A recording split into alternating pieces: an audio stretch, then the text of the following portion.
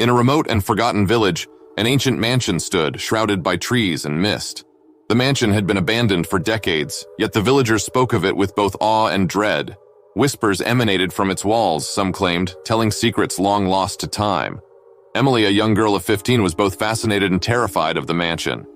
Her friends knew this, and as the long nights of summer drew them into the realm of dares and challenges, they issued a challenge she couldn't refuse: to spend a night in the mansion, alone. With a mixture of determination and apprehension, Emily accepted the dare.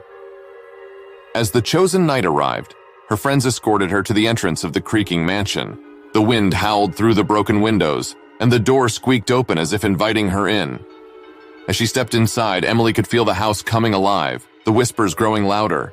They were not menacing, but rather sounded like distant conversations, words lost in the echoes of time.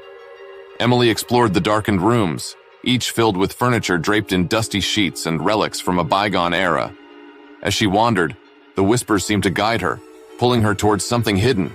In a secluded room at the end of a narrow hallway, Emily discovered a hidden door. It creaked open to reveal a study filled with books and parchments. At the center of the room was a desk, and on it a diary. The diary belonged to a woman named Clara, who had lived in the mansion many years ago. The pages were filled with her thoughts, fears, dreams, and secrets. Emily read, enraptured by the vivid emotions that leaped from the pages. The last entry was unfinished, the sentence breaking off mid-thought. As Emily read the final words, the whispers in the walls began to change. No longer distant and indecipherable, they became clear, resonant voices.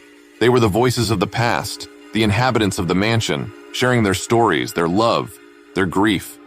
Emily lost track of time as she continued to read, immersed in the lives and emotions of those who had once called the mansion home.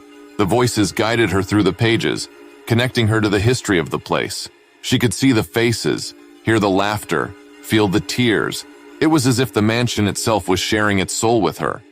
As the night wore on, Emily began to understand the pain of unspoken words and the longing for someone to listen. The whispers were not a curse, but a plea.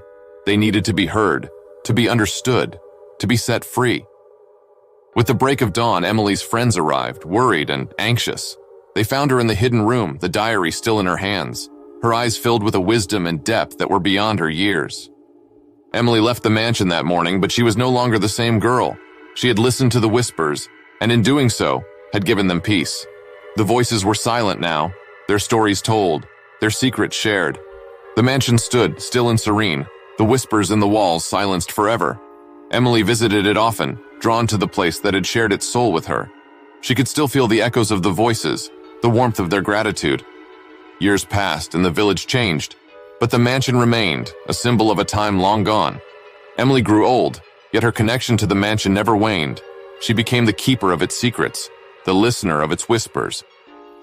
In her final days, Emily returned to the mansion one last time. She sat in the hidden room, the diary in her lap, and closed her eyes. The whispers returned, welcoming her, thanking her. And as the sun set, Emily's breath grew shallow, her heart slowed, and she became one with the mansion. Her voice joined the whispers in the walls, a part of the eternal conversation, a listener and a voice, forever entwined with the soul of the place that had shared its secrets with her. The mansion stood, a monument to the power of listening, of understanding, of compassion, and if one were to enter its rooms and stand very still, they might just hear the faint whispers, the echoes of a time when the walls spoke and a young girl listened.